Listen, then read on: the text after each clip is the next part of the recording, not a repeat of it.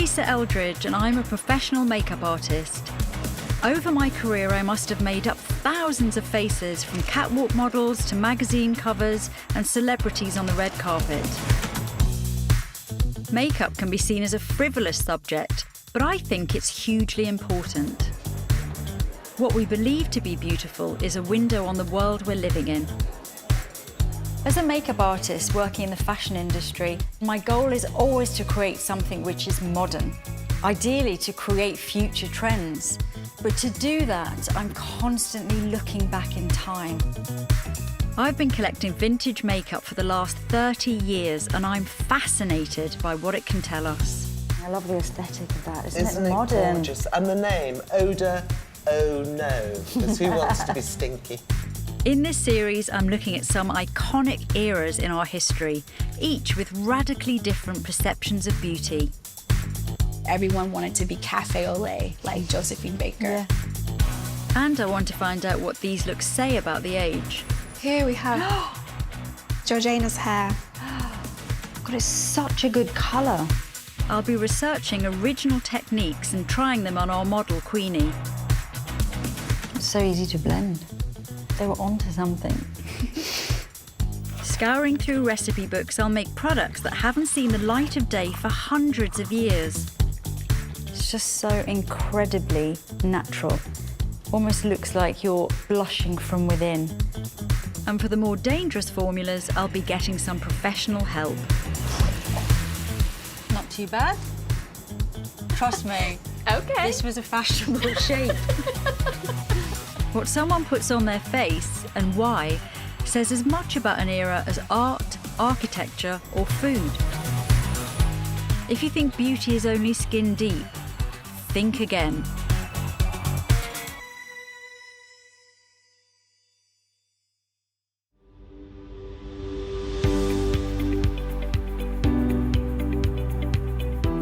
I began my study of British beauty with the powdered and painted Georgians. Now I'm turning to the Victorians, and things have clearly changed a lot. The beauty look in the 1860s is a million miles away from this. There's something incredibly understated about Victorian beauties. Their clothes may be big and silky, but their faces don't match.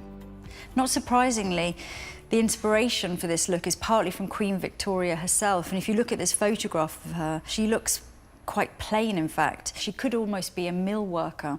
Surrounded by her family, she's being depicted as the perfect mother. Even in her official portrait of 1859, her clothes are grand, but her face appears unpainted. Although she obviously has been zhuzhed up a bit, you can also see that her nose is quite red and shiny. And this really tells us that she doesn't wear makeup. Even her gaze, very, very direct gaze. It's regal, but at the same time, her skin is telling us that she's for real. But did Victorian women really abandon their makeup? Or was this a bare-faced lie? Hi, Queenie. How are you? Good. Have a seat, darling. When I'm asked to present a model looking fresh-faced for a modern shoot, I know I'm in for a lot of work. All makeup is about illusion, but the natural look is the ultimate magic trick, concealing its own existence. For the base of a modern look, I'll begin with concealer, then foundation, before applying highlighter, and that's just the start. This natural look that I've just done on Queenie's probably taken 45 minutes, and I've probably used about 30 products. I want to create a genuine Victorian makeover on Queenie. I wonder if I'm in for a similar amount of work. What I notice immediately is the Victorian beauty look is a very middle-class, domestic look.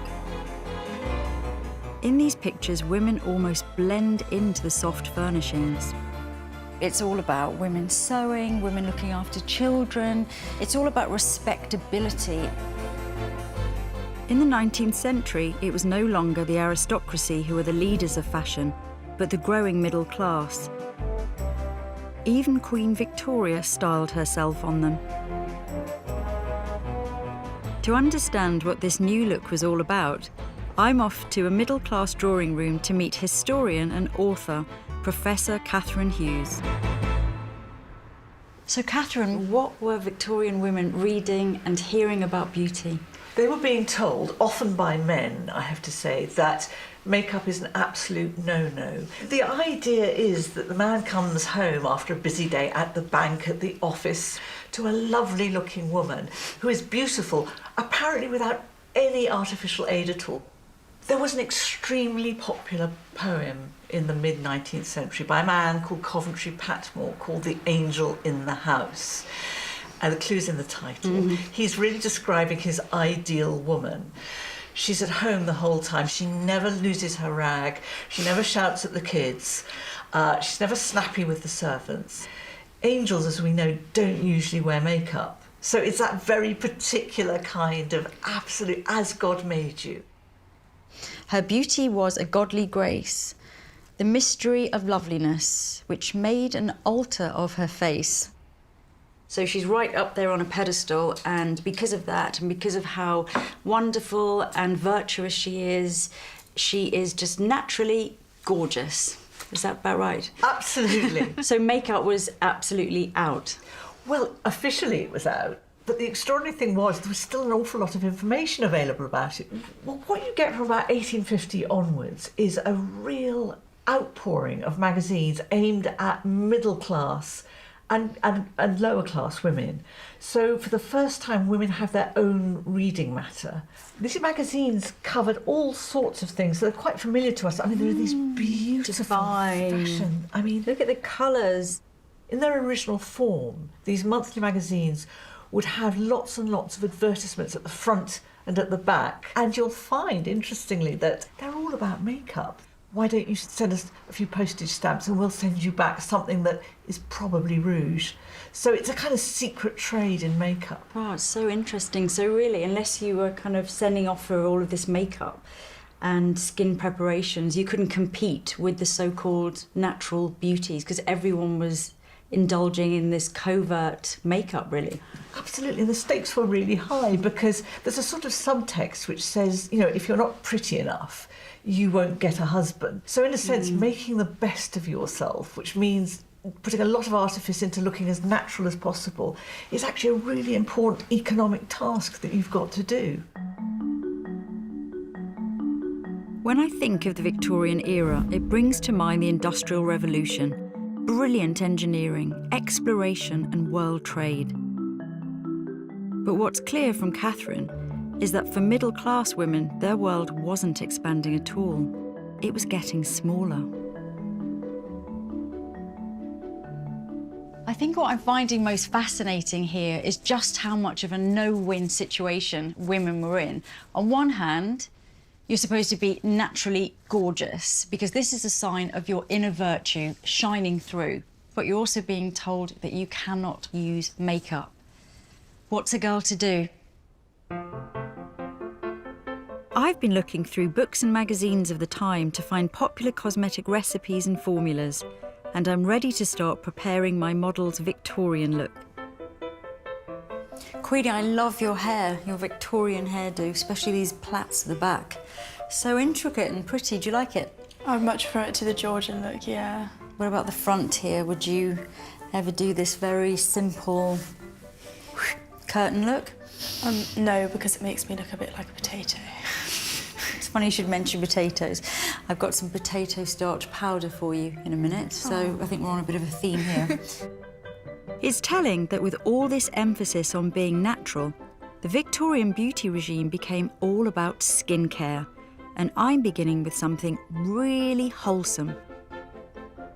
I'm going to start by cleansing your eyes, and for that I'm going to use something which Queen Victoria herself used, and this is chamomile water. Really pretty. Really pretty. So these are chamomile flowers and infused in boiling water.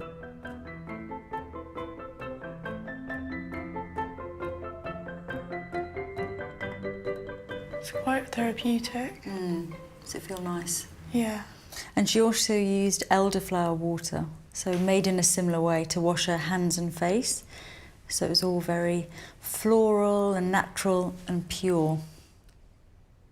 But it wasn't all flowers and potatoes.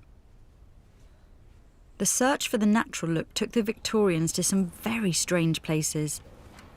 From enamelling the face to arsenic on the hairline. There's a lot here that doesn't sound natural at all. But I want to start with something more simple. I've been working with pharmacist Su Zhen Wang in her cutting-edge lab at Keele University. The Victorians, with their obsession with scientific progress, would definitely approve of these surroundings. We're making a beauty staple, cold cream. It's an emulsion of water and fats and is an all-purpose moisturiser. Versions of it have been around since the ancient Greeks, but the Victorians updated it with some new ingredients. And it was a central part of their beauty regime and the next product I need for Queenie's look.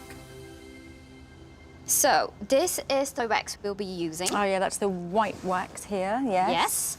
And okay, we need to substitute one ingredient in the recipe. We do. So this is jojoba oil, and I believe in the book he specifies that we need to use spermaceti, which we are not. We are not, no. Spermaceti was the liquid wax from a sperm whale's head. And it was also used as a fuel and lubricant.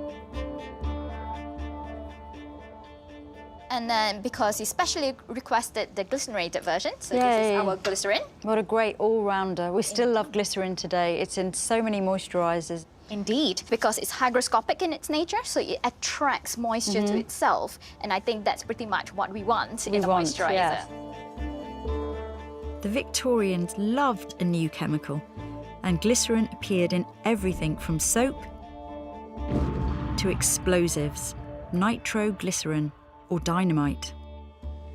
I'm just melting down the white wax, and I've added in the oils. And what I'm going to do now is to actually put our molten mixture into the pestle mortar, and then I'm going to add the rose water in. It's so nice to see things made this way by The hand. old-fashioned way. Yeah, the old-fashioned way. It will slowly set into a cream. So you can actually see now when it's still a little bit warm, it's a very nice lotion at the moment. It's lovely. It looks very moisturising. Indeed. Would you like to try some? I would like to. Pop a bit on my hand. All right, just a drop. There we Thank are. you.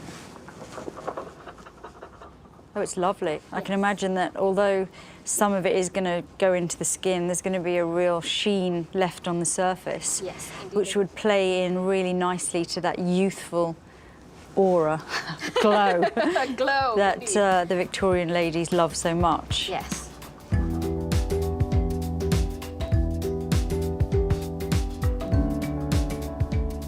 This would have been a really lovely daily ritual for women to sit at their dressing tables and massage their faces. The cream not only moisturised the skin, but it was also a really good base for anything else that you'd put on, so you'd be able to get a nice seamless blended finish, which would make it look much more natural. So it was actually a great base for secret makeup. So far, the Victorians are seeming pretty normal, aren't they? But being a middle-class Victorian woman wasn't exactly a trip to the spa. There was a lingering admiration for the delicate, stay-at-home girl. One of the weirdest trends of the Victorian era was the idea that if you contracted consumption, otherwise known as tuberculosis, which is a horrible disease, that it would somehow make you more beautiful. And there's a line here in a beauty manual of the time saying, "The fairest skins belong to the people in the earliest stage of consumption." And certainly you can imagine why they thought this, because being ill would give you that very white skin, it would give you that flushed cheek. The fever would give you almost like a dewy look to your skin. If you look at this plate here and you see that there's a young woman who's obviously dying of consumption and there's her mother grieving. They've portrayed her with a really pretty flush on the lip, on the cheek, almost this sort of pink eyeshadow, and she looks absolutely beautiful. And although it seems really shocking now to imagine that this was ever a thing, if you just think back in recent history, say to the 90s, when it was all about heroin chic, is it really that different?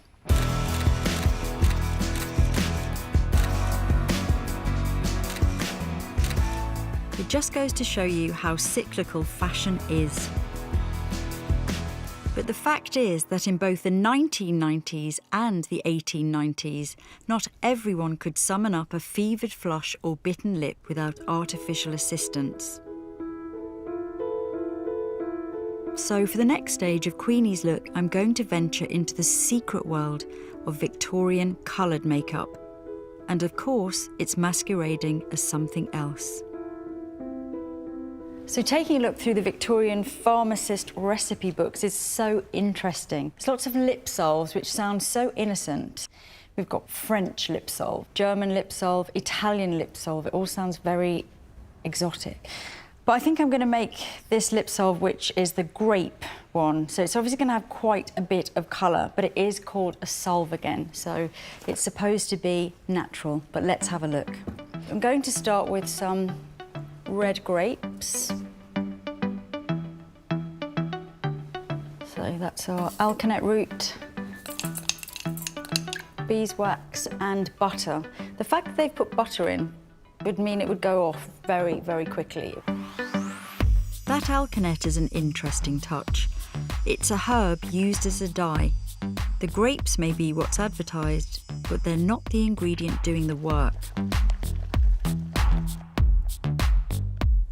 Right, I'm going to take it off the stove. I think it's done, and I'm just going to have a look at this colour. Ooh, that is magnificent. That's what I would call a human colour. It's almost like the colour of blood. So when it's on the skin and blended, it will look completely natural and almost as if you're blushing from within. In fact, there are lots of recipes in the pharmacist books that sound perfectly innocent and natural, but they are not what they seem. Whenever I have a new product, I always love to try it on myself first. For a Victorian lady, cosmetics, particularly colour cosmetics, were a risky business. If you were caught wearing or even buying makeup, your reputation could be in tatters. So stealth tactics needed to be employed. Sneaky makeup. It's all about sneaky makeup. I'm going to try the grape lip salve. I've got high hopes for this one. I think this is going to be very modern. Okay. I have to use a spatula, it's really hard. Okay, let's have a look. Ooh, I'm gonna have to blend this out. Ah. So interesting. Not too shiny, that'll be the butter. So rather than giving you a glossy look, it just looks like a well-moisturised lip, so that's very acceptable. And the colour is really subtle, like you'd never know that I was wearing lipstick. Really soft and diffused, and you could build up. So during the day, that would absolutely be more than enough. And in the evening, you could probably add a sneaky little bit extra.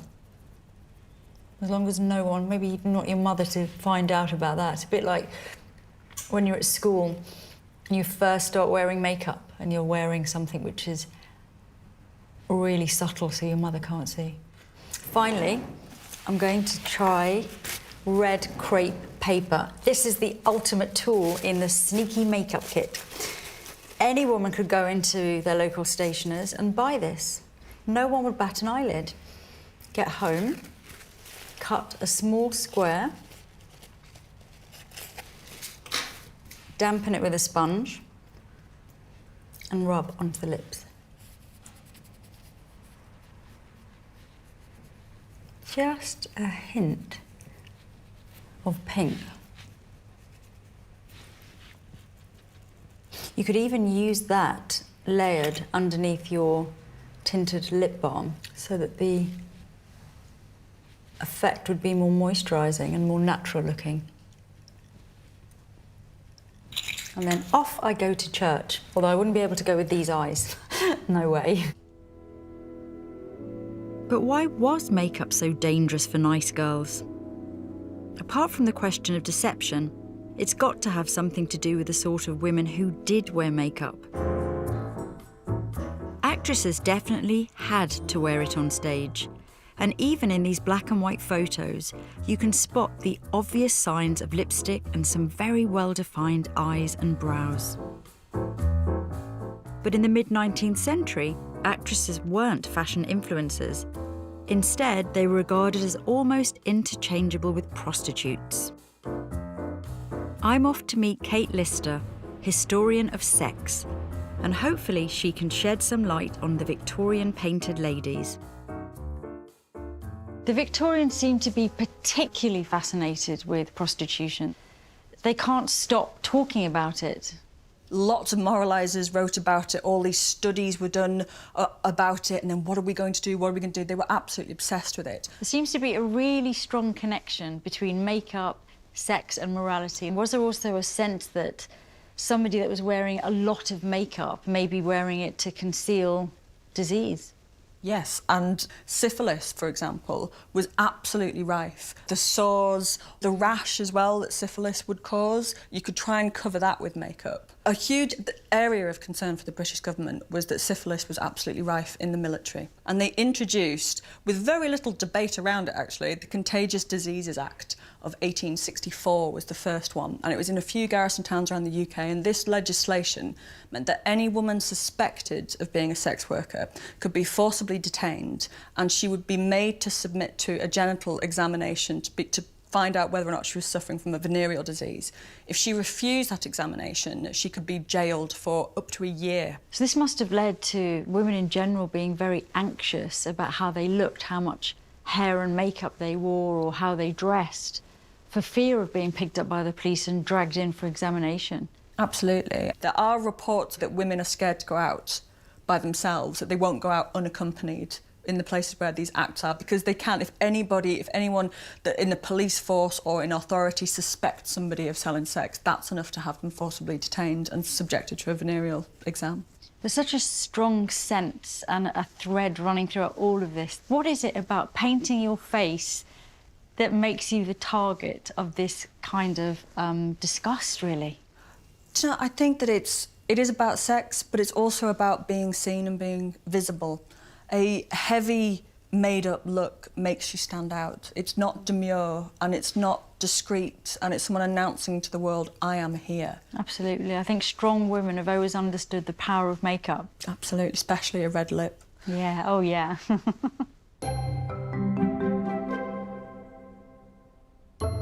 For most Victorian women, standing out wasn't an option.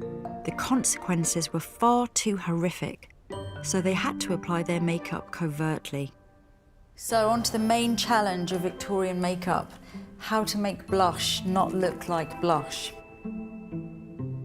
I'm using Almond Bloom, a liquid rouge first sold by Pears. It's made using various natural red dyes mixed in water and then fixed with something called isinglass, a fish-based gelatin. I'm going to start with one drop, because this is dangerous. According to one writer of the time, a violently rouged woman is one of the most disgusting objects to the eye. Oh, this is a dream. I think all Victorian women must have been wearing this, because you cannot tell that's makeup. You'd be crazy not to.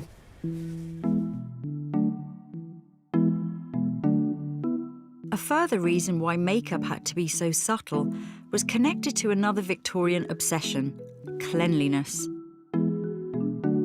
An obviously made-up face was not a clean face.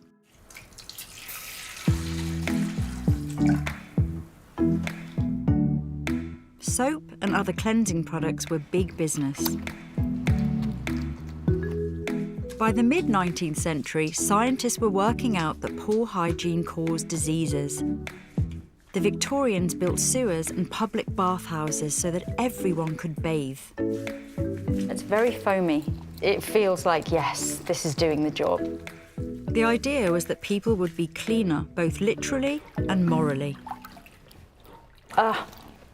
Hear that? Squeaky clean. Cleaning was part of a beauty routine which all classes could engage with. Industrialisation meant factories were mass-producing soap for just a few pennies each.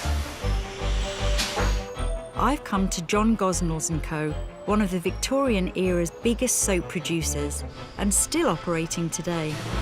They billed themselves as the oldest cosmetics manufacturer in the UK, and their story shows how the Victorian obsession with soap could be used to build a beauty empire.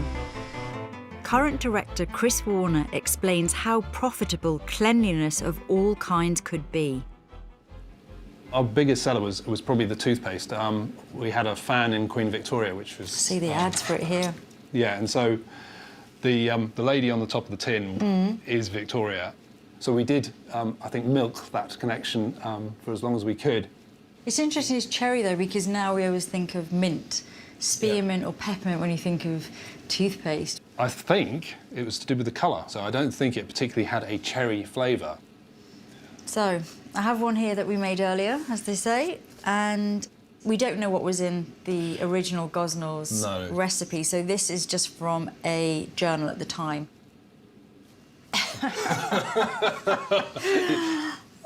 Well, I smell the cuttlefish, that's for sure. Yeah. And the cloves. It also contains glycerin, almond oil, chalk and red dye. For Victorians, shiny white teeth were another sign of purity. But I'm a bit sceptical if this will have the desired effect. It's so bright. It looks like it's going to stain your teeth, bright red. I think the colour will be cochineal, so it's beetles. I love the way here, this is the illustrated news of the world. So we've got the ad for Gosnells, famous cherry toothpaste, and it's 6p a jar, and then right underneath, teeth, £1 a set. Pay your money, take the choice. You can have toothpaste or the false teeth. Shall we try this? Must we? I think we should just at least see it on a brush. Okay. Because we need to experience why this was such a big seller. What was so unique about it? Okay. Get your water. Yes. Okay, that's yours. Thank you very much. It says just take a few specks of it. Oh, it's very red. It's very red. Ready?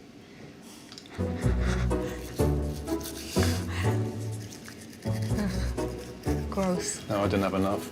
Gross. I don't think I was committed quite. No, you're... Okay, here we go. I'm doing all my teeth now. In for a honey. I'm gonna rinse out. Well, you certainly know you've done it.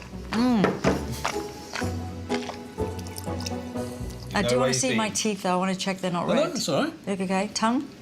Tongue's got a bit of colour to it. A rosiness. Maybe that was a nice look. Yes. Look like I've got gum disease and my teeth, my gums quite red. No. No. It's... Okay. Maybe it works. It's good. Maybe there's something here. Cherry toothpaste was obviously the real hero product, and like brands today, once you've got your hero out that everyone knows about, you can then start to market a lot more products. Yes, bill from it. Gosnells went on to sell perfumes, face creams and powders. For a culture that sold beauty as all about the natural look, there were an awful lot of people making money out of selling cosmetics. Innovations in marketing and advertising turned brands like Gosnells, Rimmel and Pears into household names. It was the beginning of the multinational cosmetic industry. And once the customers were flocking in for soaps and perfumes, they could be sold other products, including makeup, helping to make it more acceptable. And it's one of these products that's the next stage in Queenie's makeover. So far, we have given her a real Victorian hairdo. We've washed and cleansed her skin, and it's beautifully moisturised by cold cream. But to stop a greasy shine, she now needs face powder, which might actually do a bit more than just take off the shine. So this is potato starch, and this is your powder. And it's, again, so natural, you cannot see it on the skin. So it's another foolproof, undetectable, no makeup essential. This will just take the shine off, but also because we had that nice cream on underneath, it will act more like a foundation. It's sticking to the skin and covering a little bit, but not so that you'd be able to see it. Despite her portraits showing a natural, unadorned look, even Victoria herself called for a little invisible help. She wrote in a letter about using powder to cover a sunburnt face. And Victoria's image was used in the advertising for all sorts of beauty brands, presumably to give them respectability. As some of these more innocent products were being mass-produced and marketed, so too were shops beginning to sell them. It was a far cry from today's makeup counters, of course, but pharmacists sold products like cold cream, claiming their medicinal properties. And upmarket perfumers like florists in Mayfair offered creams and powders alongside perfume. There were also some salons where makeup treatments were on offer, including one in Bond Street, owned by a notorious Victorian beautician, Madame Rachel. And she certainly captured the public's imagination. Firstly, she was selling full-on cosmetics, so none of this soaps, fragrances. She was selling rouge, lipstick, and this was all sold with some pretty aggressive marketing. Listen to one of her adverts. How frequently we find that a slight blemish on the face, otherwise divinely beautiful, has occasioned a sad and solitary life of celibacy, unloved, unblessed, and ultimately unwept and unremembered. Whew, I mean, she's really playing to women's insecurities here, and she's getting away with it. Scores of articles appeared about Madame Rachel in the Times, and she was eventually imprisoned for fraud. Once again, the use of cosmetics was being linked with crime, gossip, and a lack of respectability. One of the services that Madame Rachel offered was something called enamelling. And just when you thought the Victorians couldn't get any weirder, this was a counter-trend completely opposite to the popular natural look. It wasn't anything like nail enamel. It was quite a heavy makeup look, a little bit like an Instagram filter. It was supposed to give you this flawless look that would almost fill in all of your wrinkles and take years off. It was a very expensive treatment to have, the equivalent of thousands of pounds in today's money, and it was hush-hush. Like cosmetic surgery today, you wouldn't want to advertise that you'd had it done. Because of this, visual evidence of it is hard to find. But in the 1880s, a Parisian socialite became the poster girl for the enamelled look. She was called Virginie Gautreau and was immortalised by artist John Singer Sargent and Gustave Couture. I've come across a recipe in a practical guide for the perfumer from 1868 for something called pearl white, which I'm hoping will produce the enamelled look. I've asked Sue to help. So this is Virginie Gautreau, and she was also known as Madame X. And you can see she's almost like a pearl. Yeah. It's extraordinary. Here on this one you can see as well a lot of the texture of her skin, her real skin showing through. Around her eyes and her ears obviously aren't painted, so you get this sense of her really being a painted lady. I would love to see how this recipe looks in real life. Sue's recreating a face enamel from the 1860s, starting with the metal bismuth. The bismuth powder is then added to concentrated nitric acid.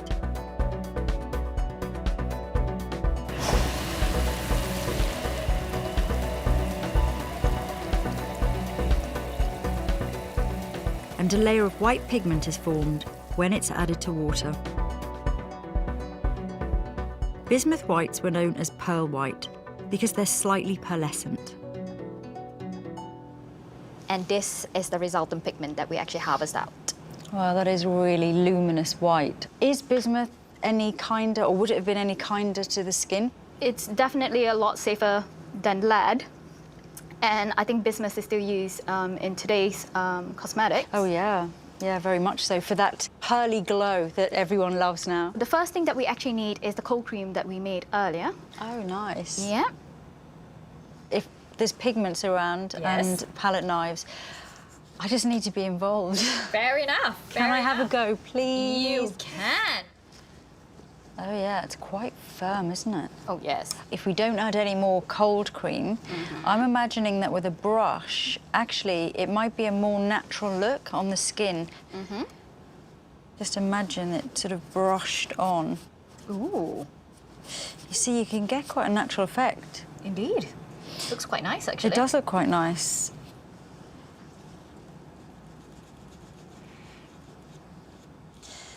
So, considering this treatment was supposed to last for several weeks, I'm not sure how you kept your makeup on that long, but maybe they just didn't wash their faces.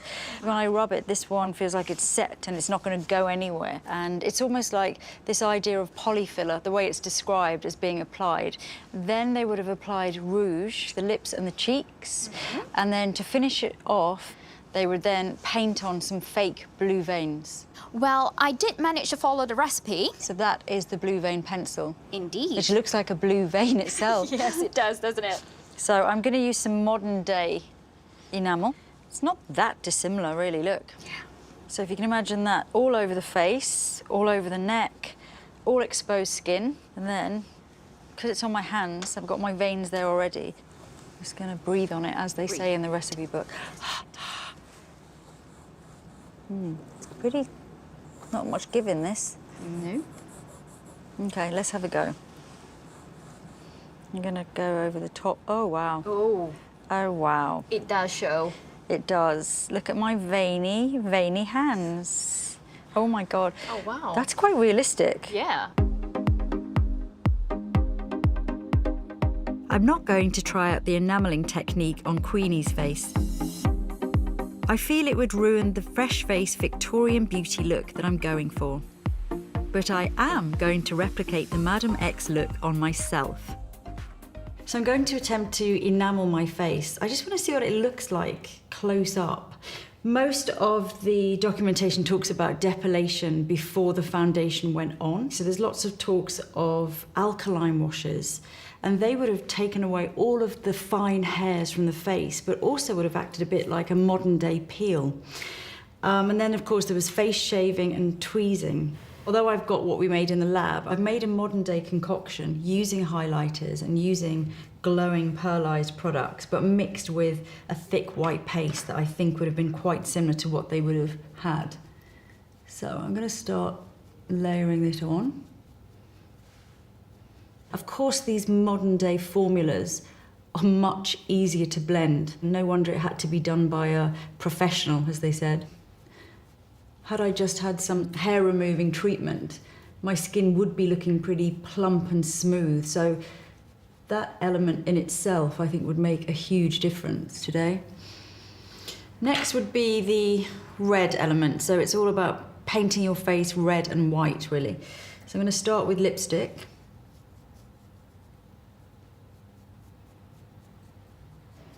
This again was supposed to look natural, but obviously it really doesn't, especially against the white, ghostly white skin.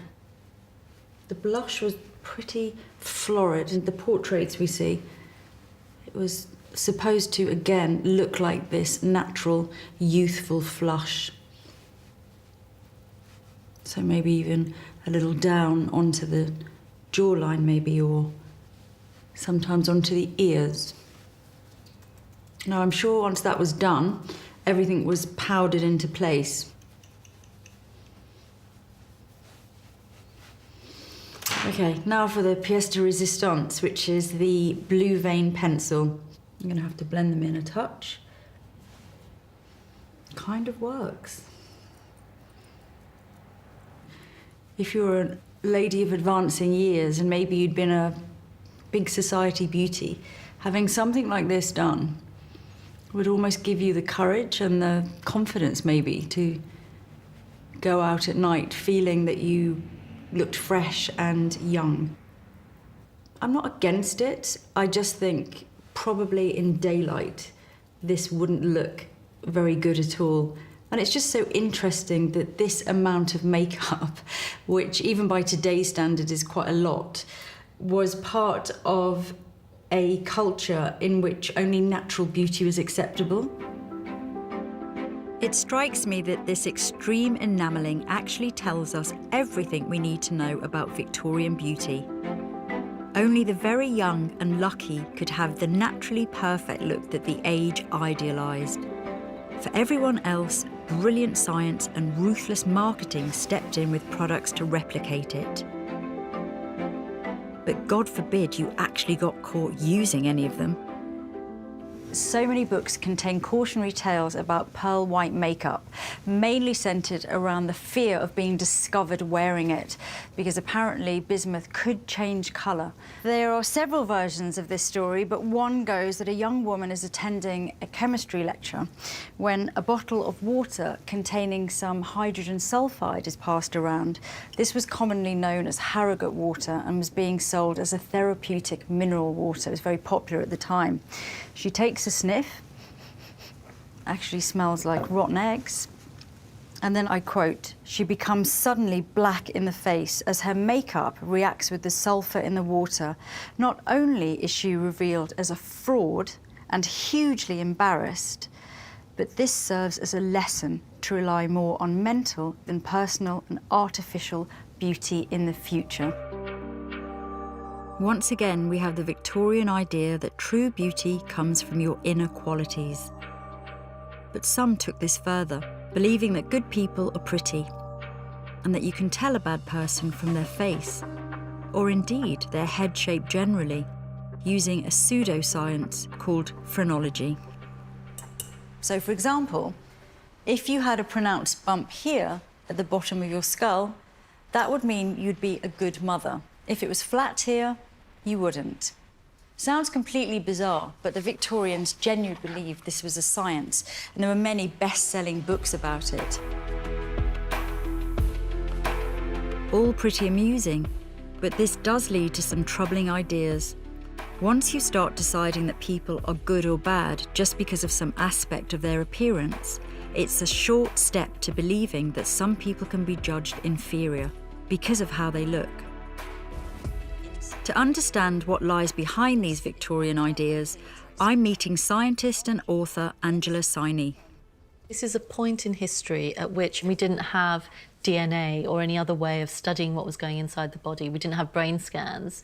Then, of course, you are going to turn to the next crudest thing that you have, which is just feeling the outside of someone or looking at the size of their brain or the weight of their brain and imagining that you might be able to tell something about their character based on that. It's around this time that you get these quite fatalistic ideas within biology that you are born a certain way and that whoever you're going to be or whoever you're going to become is kind of decided when you're a baby.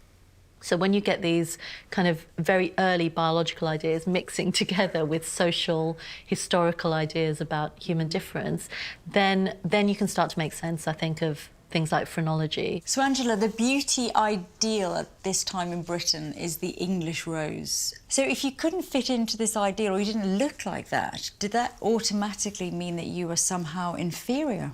Certainly, right at the beginning of modern Western science, so around the Enlightenment, this is the mid-18th century, you already have naturalists and scientists looking at the world and saying, can we categorise humans? Can we tell something about them based on where they live or what they look like? And this is where racial classification comes from. So this idea of dividing people up by skin colour, which is hugely arbitrary, it really doesn't mean anything, and certainly it's superficial. But at the time, it wasn't seen as superficial. It was seen as reflecting some deep qualities that you had. So if you had a certain colour skin, that you might have a higher intellect or a lower intellect, or be more lazy or be more indigent. And certainly these ideas about psychological qualities or values or who you were bound up in this idea of racial classification and skin colour. So in the same way that in Victorian Britain, within Britain, you see these classist ideas about appearance reflecting who you are on the inside, on a broader level throughout the British Empire, you were also seeing people looking at those who look different from them, people of different colours and different ethnicities, and saying, well, they have qualities that we don't have. They are not the same as us. At its height, the British Empire covered nearly a quarter of the world, ruling over 400 million people. For the Victorians, the popularised beauty ideals in Britain set a benchmark throughout the empire for what was deemed beautiful.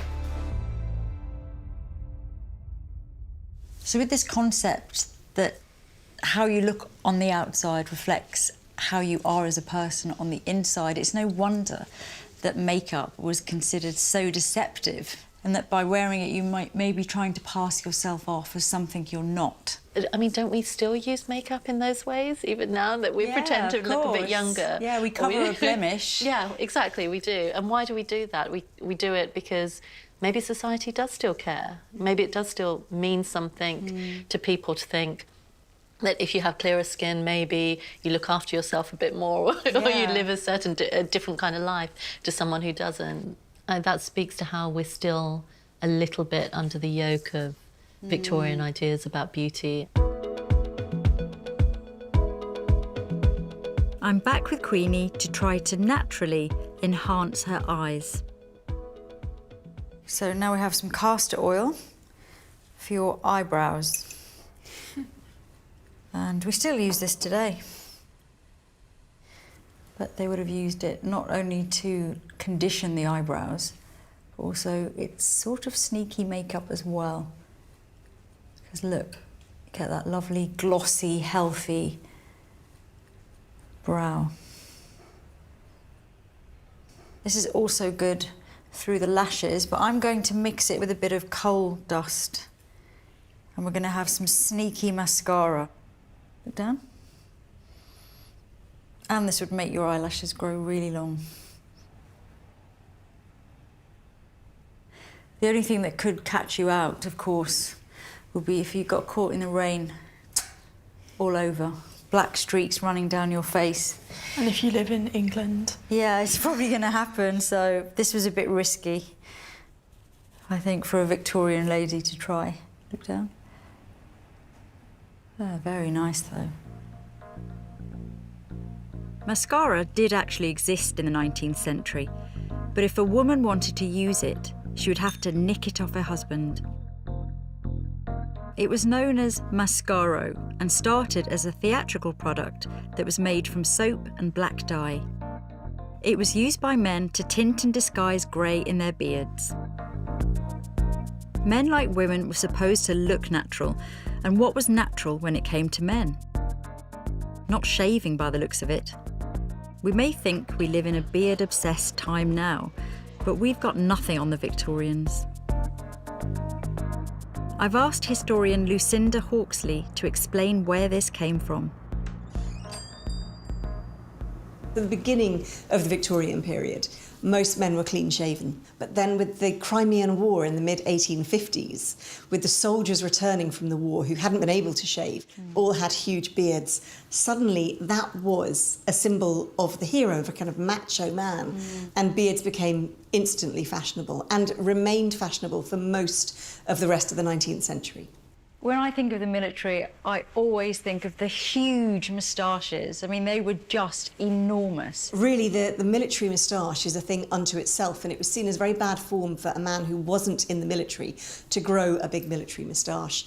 And it was actually mandated by law that soldiers in the British Army had to have a moustache. And this seems to have come from kind of campaigns in India, because Indian soldiers had a huge amount of facial hair, and it was seen that they looked more virile and manly, so therefore the British had to start growing moustaches as well. And men who couldn't kind of were in trouble. And so there was quite a trade in illegal kind of fake moustaches. And in fact, it was only during the First World War that the law was changed to permit soldiers and officers to be allowed to shave off their moustache should they wish to. I'm very drawn to this chap here, but if you can't grow this huge, enormous, lustrous beard, then again, you're maybe not quite a real man. Yes, and the whole big thing in Victorian society was conformity. So you needed to not step outside the norm. And I think for men, growing that big beard to show that you were part of that conformed society became very important. And what particular colours of beards? Was there a fashion for a black beard or a ginger beard? Definitely no red. In fact, there was a huge prejudice against red hair in general. Redheads, men and women, were finding life very difficult at that time because there was a huge amount of prejudice, kind of racial prejudice against the Scottish, the Irish. So it was a very kind of xenophobic thing. Queenie is safe. Pale blonde hair like hers was admired by scholars of the time, even if brown hair like Victoria's own was preferable. One scientist claimed his statistical study definitely proved that English gentlemen preferred brunettes when it came to marriage. But what hope was there for the prematurely grey or the redhead? Luckily, help was at hand. Hair dyes had been used since ancient times, but the Victorians made use of the new chemicals used in the cutting-edge art of photography. I've asked Sue's colleague, Neil Grazier, to make up a fashionable two-part dye from an original Victorian recipe. I can imagine that a lot of the formulas must have been quite lethal. I know that the latest thing was silver nitrate hair dye. And we know this from developing photographs because people that used to be in the darkroom would have marks all over their skin. Yes, and this particular hair dye would have used silver. The two-part process first required wetting the hair in gallic acid. The hair was allowed to dry. It was then sponged on with this silver ammonia solution, and only at that point would you start getting that black colour developing. What's the subtlety that you can achieve, do you think, of colour here? Not much, it's basically black or black. That level of black, there was lots of men that dyed their beards, and they look quite scary with that black hair and, you know, black beards. It was quite intense, what I'd call Lego head now. So let's get on with our Lego head dye. So, Neil, the gallic acid has dried into the hair now, and it's quite dark already. It's darkened it. There is a possibility that the gallic acid has reacted with a little bit of iron that might be present in the hair. So this might be enough for some people. If you didn't want to go the whole hog, that might well be the case. I mean, it's certainly more benign, so... No, let's not be benign. Let's go in with the silver nitrate. OK. In 1861, apparently, there was a travelling photographer.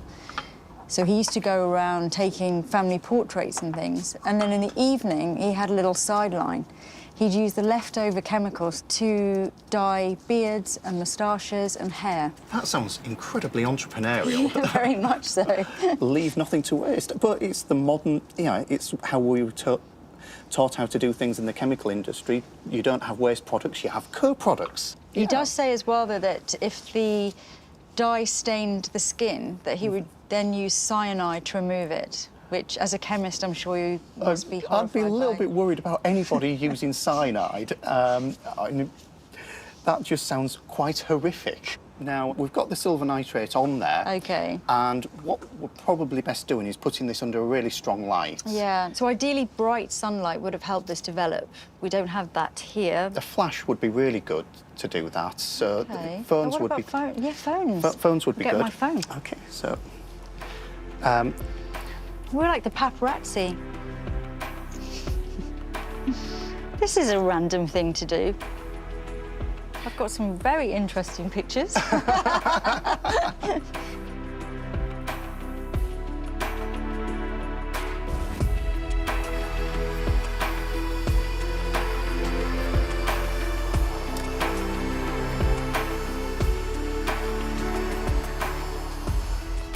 Okay, let's have a look.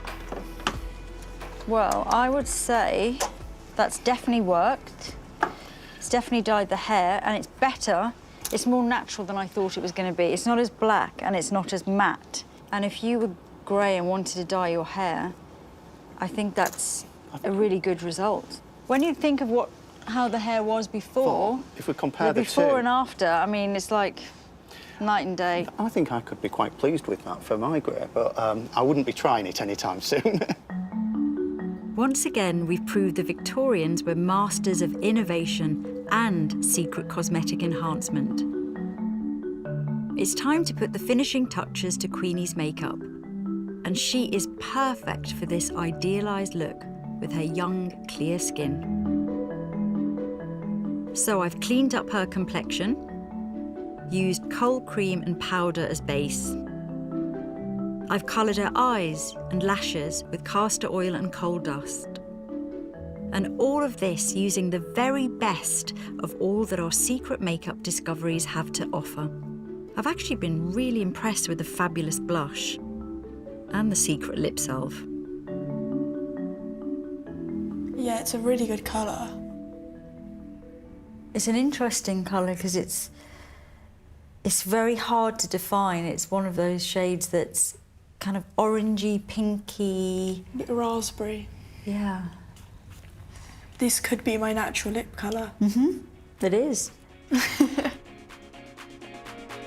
It's taken a lot of time and effort to produce something that is so subtle you hardly see it. The perfect natural look. I've taken Queenie from this to this. The products the Victorians used are incredibly revealing of their love of science, their obsession with hygiene, and their desire for conformity. There you go, Queenie. You look virtuous and good, but you are naturally beautiful, so Victorian makeup does suit you very well. The problem with it is it's such a narrow view of beauty. We've ended up with a natural look, but in the process have revealed it's not as innocent as it seems. With the amount of artifice involved, it could almost be a little bit sinister. When you start believing that the condition of someone's skin is an indication of their inner worth, then you're going to get into all sorts of trickery, secrets and lies. I'll take a full face of honest makeup any day. Next time, I'll be exploring the roaring 20s when modern makeup was born. So we've gone from having 2 or 3 shades of rouge and lipstick to endless choice. Stars of the screen became the new beauty icons. Everybody had to have that serpentine slimness, shiny, dark, modern. And a boldly painted face became an emblem of the modern age. Oh, this looks divine. Rouge on next Tuesday night at the same time on BBC Two. You can never have too much makeup with BBC Three's Glow Up. Britain's next makeup star is streaming now on iPlayer. Radio 1 Relax is a 24/7 wellbeing brand new stream. Download the app on BBC Sounds and relax in no time.